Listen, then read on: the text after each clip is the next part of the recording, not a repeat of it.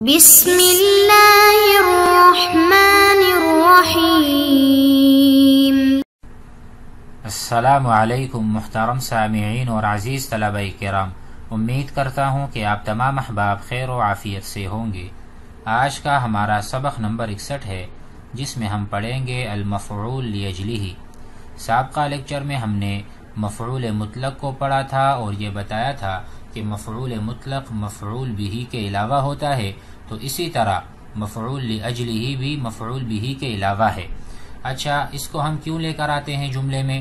تو اس کی بھی وجہ ہے، وہ یہ کہ جب ہم فعل کی حصول یعنی فعل کیوں حاصل ہوا، اس کی علت کیا ہے، اس کا سبب کیا ہے، جب ہم اس کو جاننا چاہتے ہیں تو اس وقت مفعول لاجلہ کی ضرورت ہوتی ہے۔ مثال کے طور پر میں آپ سے کہوں قم لاستاذک، اپنے استاد کے لیے کھڑے ہو جائیے، قم لاستاذک، تو آپ کے دل میں سوال ہوگا کہ کیا وجہ ہے، کیا سبب ہے، کیا علت ہے، میں کیوں کھڑا ہوں؟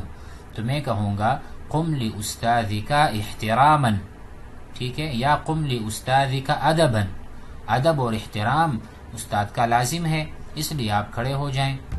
اسی طرح ایک اور مثال سمجھ لیجئے، میں آپ سے کہوں تصدق علی الفقیر، فقیر پر صدقہ کرو، تصدق علی الفقیر، تو آپ کے ذہن میں سوال آئے گا کہ میں کیوں کروں، کیا وجہ ہے، کیا سبب ہے؟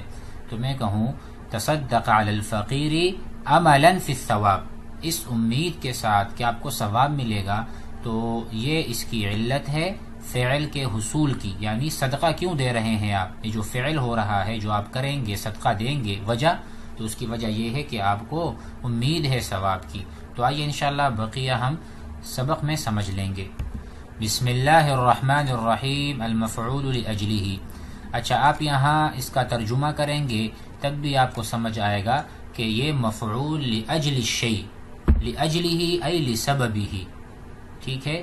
مثال کے طور پر پہلی مثال دیکھ لیں، یسافر الطلبۃ الی اوروبا، بعض طلبہ سفر کرتے ہیں یورپ، یعنی جو بیرون ملک جاتے ہیں، ٹھیک ہے۔ تو کیوں جاتے ہیں؟ یسافر الطلبہ الی اوروبا، وجہ کیا ہے، سبب کیا ہے؟ تو یہاں پر ہم نے کہا طلبا للعلم، علم کے حصول کے لیے۔ تو یہ جو طلبا للعلم، یہ مکمل جملہ یہ مفعول لاجلہ یعنی لاجل السفر، یہ سفر کیوں ہوا، سفر کرنے کی وجہ کیا ہے، اوروبا یا یورپ کنٹریز جو ہیں وہاں جانے کی وجہ کیا ہے، تو اس کی وجہ طلبا للعلم، تو یہ مفعول لاجلہ ہے۔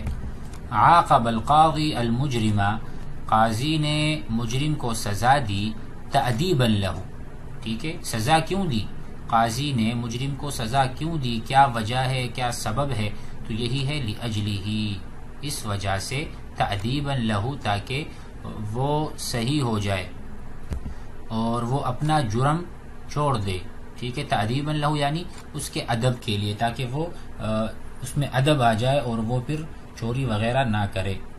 تیسری مثال قم احتراما لاستاذک، آپ کھڑے ہو جائیے احتراما لاستاذک، لاجل احترام الاستاذ قم، یہی۔ تصدقت علی الفقیر، میں نے فقیر پر صدقہ کیا، وجہ عملا فی الثواب، کیونکہ مجھے ثواب کی امید ہے، اس امید پر میں نے اس پر خرچ کیا۔ صفحت عن السفیہ، میں نے ایک گھٹیا آدمی کو معاف کیا، حلما، ٹھیک ہے، بردباری دکھاتے ہوئے، ٹھیک ہے، یعنی ہمیں حکم ہے کہ ہم بروں کے ساتھ برے نہ بنیں، برائی کا جواب ہم اچھائی سے دیں، تو اسی لیے میں نے ایک گھٹیا آدمی کو معاف کیا، حلما، بردباری اور صبر دکھاتے ہوئے۔ تجاوزت عن حفوة الصدیق، میں نے اپنے دوست کی غلطی کو معاف کیا، میں نے اس سے تجاوز کیا۔ ابقاء علی مودتہ، اس کی وجہ کیا تھی، ابقاء علی مودتہ، کہ اس کے ساتھ میری محبت کا سلسلہ باقی رہے۔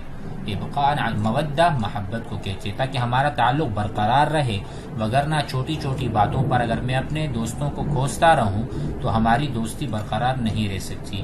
تو امید ہے کہ آج کا سبق سمجھ میں آ گیا ہوگا ان مثالوں سے بھی، لیکن ہم بحث کو لیتے ہیں اور اسے اچھی طرح سے سمجھ لیتے ہیں۔ البحث، انظر الی الکلمات، ان کلمات کی طرف دیکھیے، طلبا تأدیبا احتراما املا حلما و ابقاء، تجد آپ پائیں گے انہا اسماء منصوبہ کہ یہ اسماء منصوبہ ہیں، ٹھیک ہے، جس طرح مفعول مطلق یا مفعول بھی، کیونکہ تمام مفاعیل جو ہیں وہ منصوبہ ہوتے ہیں، ٹھیک ہے، اس پر نصب فتحہ ہوتا ہے۔ وهذا شيء واضح، اور یہ چیز واضح ہے۔ غیر اننا نريد، لیکن ہم چاہتے ہیں، ان نعرف ارتباط كل اسم من هذه الاسماء بالفعل، لیکن ہم یہ جاننا چاہتے ہیں کہ بھائی مفعول لاجلہ، اس مفعول کا جو ربط ہے، اس کا جو تعلق ہے، یہ کیوں ہے فعل کے ساتھ، الذي في جملته، ان کا کیا ربط ہے، کیا میل جول ہے آپس میں، ٹھیک ہے، کیا وجہ ہو سکتی ہے، اس میں ربط کیا ہے، اور کیوں یہاں اس کو ہم نے ذکر کیا ہے جملوں میں۔ لنفرض، ہم فرض کر لیتے ہیں، ان قائلا قال، کسی کہنے والے نے کہا، یسافر الطلبة الى اوروبا، کہ طلبہ یورپ جا رہے ہیں، سفر کر رہے ہیں۔ فما الذي نفهمه من ذلك، تو ہم نے اس جملے سے کیا سمجھا، الذي نفهمه، جو ہم سمجھتے ہیں، ان الطلبة يذهبون من بلادهم الى اوروبا، کہ وہ اپنے شہروں سے، اپنے ملکوں سے جا رہے ہیں یورپ کنٹری۔ وهل نستفيد شيئا جديدا، کیا ہمیں کوئی اور استفادہ ہوا، کوئی اور فائدہ یا کوئی اور خبر پہنچی اس کے علاوہ؟ نہیں بھائی۔ اذا زاد القائل على الجملہ، جب کہنے والا اس جملے پر کچھ نیا ملائے یا اس کے ساتھ کچھ نیا جملہ ایڈ کرے، اس وقت ہمیں فائدہ ہوگا۔ طلبا للعلم، نعم، پھر فائدہ ضرور ہوگا۔ نفہم ان هذا السفر الى اوروبا، کہ یہ جو سفر کر رہے ہیں، یورپ جا رہے ہیں، سببہ طلب العلم، اس کا جو سبب ہے، وجہ ہے، وہ علم کا حصول ہے۔ وکذالک اذا قال قائل، اسی طرح کسی کہنے والے نے کہا، عاقب القاضی المجرم، کہ قاضی نے مجرم کو سزا دی۔ فإننا لا نفهم، تو ہم نہیں سمجھتے، الا ان القاضی اوقع عقوبۃ علی المجرم، کہ عقوبت دی اور سزا دی مجرم، یعنی مجرم کے اوپر سزا لگانے کا حکم دیا، بس یہی سمجھ آ رہا ہے۔ غیر انہ اذا اضاف، لیکن جب ہم اضافت کرتے ہیں یا زیادتی کرتے ہیں، الی ذلک، اس جملے کا، تأدیبا لہ، جب تأدیبا لہ اس جملے کو ایڈ کر دیں گے ما سبق جملے کے ساتھ، فہمنا، تو ہم سمجھ جائیں گے، ان السبب والعلہ، کہ سبب اور علت، فی هذا العقاب، اس عقاب کی وجہ کیا ہے، ہوا ان یتأدب المجرم، کہ مجرم جو ہے وہ متأدب ہو جائے، اس میں ادب آ جائے، وہ برائیاں چھوڑ دے۔ وبہذہ الطریقۃ، اس طریقے کے ذریعے، نستطیع، ہم استطاعت رکھتے ہیں اور ممکن ہے، ان ندرکا، کہ ہم ادراک کریں، ان الاسماء المنصوبہ فی الامثلۃ السابقہ، کہ جتنے بھی اسماء منصوبہ ہیں تمام مثالوں میں، تبین علت الفعل، یہ بیان کر رہے ہیں فعل کی علت، وسبب حصولہ، اور اس کے حصول کا سبب، یعنی یہ فعل کیوں واقع ہو رہا ہے، یہ کام کیوں ہو رہا ہے، اس کے پیچھے کیا سبب اور کیا علت ہے، اس کے بیان کے لیے مفعول لاجلہ کو ہم لاتے ہیں۔ ولذلک یسمى کل اسم منها مفعول لاجلہ، اسی لیے ان تمام اسماء کو مفعول لاجلہ کہا جاتا ہے۔ واسهل علامۃ لہ، اور آسان ایک علامت ہے لمفعول لاجلہ، انہ یصح ان یکون جوابا، کہ وہ ایک سوال کا جواب بن سکتا ہے، عن السؤال عن سبب الفعل۔ فإذا قال قائل، جب کوئی کہنے والا کہے، لماذا تصدقت على الفقیر، ٹھیک ہے، یعنی مفعول لاجلہ ہی کی پہچان کیسے ہوگی، تو اس کے لیے مصنف علیہ الرحمہ نے ایک علامت بتا دی کہ وہ جب سوال بن سکتا ہے تو اس کو ہم مفعول لاجلہ ہی کہیں گے۔ مثال کے طور پر کوئی کہے، آپ نے فقیر پر کیوں صدقہ کیا، صح ان تقول، تو آپ جواب میں کہہ سکتے ہیں، عملا فی الثواب۔ اسی طرح مثلا میں آپ سے کہوں، لماذا تلعب، لماذا تلعب، آپ کیوں کھیلتے ہیں، تو آپ جواب میں کہہ سکتے ہیں، نشاطا للنشاط، یا آپ کہہ سکتے ہیں، شوقا فی المراجعہ، یا شوقا فی الدراسہ، میں اس لیے کھیلتا ہوں تاکہ میرا پڑھائی کے ساتھ دل لگے اور میرے جو ہے نا شوق بڑھے، اس وجہ سے میں کھیل رہا ہوں۔ تو ہر ایک کا اپنا اپنا وہ ہوتا ہے۔ اب یہاں پر کہتے ہیں، القاعدہ المفعول لاجلہ، مفعول لاجلہ وہ ہے، اسم منصوب، وہ اسم منصوب ہے، یبین سبب الفعل، جو بیان کرتا ہے فعل، سبب الفعل، فعل کا سبب، وعلت حصوله، اور اس کے حاصل ہونے کی علت، وہ کیوں وجود میں آیا، فعل وجود میں کیوں آیا، اس کے پیچھے کوئی علت، کوئی سبب ہوا کرتی ہے. ٹھیک ہے. التمرین الاول، یہ جو ایک عبارت ہے سامنے، اس میں سے آپ نے المفعول لاجلہ کو نکالنا ہے. استخرج، مثال کے طور پر یزور مصر، مصر کی زیارت کرتا ہے، کثیر من السائحین، بہت زیادہ سیاحت کرنے والے، ترویحا عن النفس. اب دیکھو یہ ترویحا عن النفس، یہ مفعول لاجلہ ہے. یہ مصر کی زیارت کیوں کرتے ہیں؟ ترویحا، تاکہ اپنے نفس کو نشاط دیں، فرحت دیں، اور جو تھکاوٹ ان کے ذہنوں پر چھائی ہوئی تھی وہ دور ہو جائے. فیذهبون، تو یہ جاتے ہیں، الی الصعید، ایک میدان، ایک کھلے میدان کی طرف جاتے ہیں. کیوں جاتے ہیں؟